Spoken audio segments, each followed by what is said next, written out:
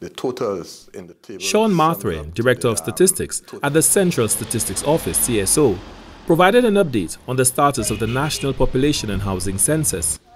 The 2022 census marks a historic transition for the CSO, as it is the first in the region to utilize a computer-assisted personal interview approach, replacing the traditional paper-assisted interview method. This shift has enabled more efficient and accurate data collection, leveraging advanced technologies and methodologies, as outlined in the UN ECLAC User Guide for Population and Housing Censuses, Revision 3. The Central Statistical Office proudly announces the publication of the 2022 Population and Housing Census Provisional Report. And this marks a milestone in our ongoing efforts to understand and analyze the social, economic, and demographic dynamics of our nation.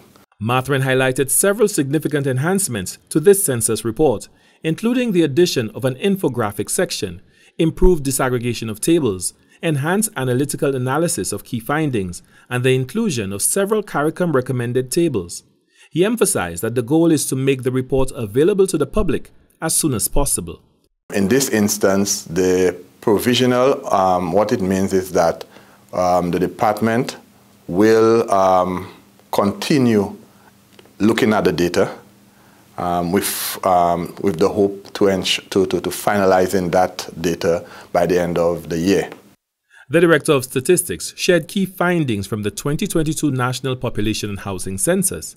These include a decrease in average household size from 2.8 individuals in 2010 to 2.6 in 2022.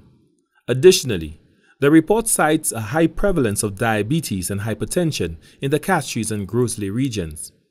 The age dependency ratio has declined from 48.6 in 2010 to 44.5 in 2022, indicating reduced pressure on the working age population.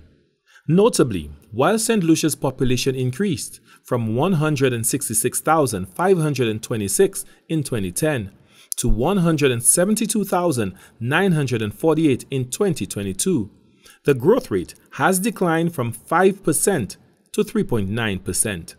So when you compare those two growth rates, you would realize why the statement is being made that it's increasing, but at a decreasing rate.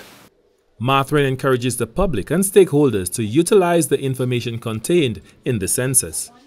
And the Statistics Department would like to urge not just the policymakers, but the general public to make use of that wealth of information, considering the time, the resources that went into the production and generation of that information.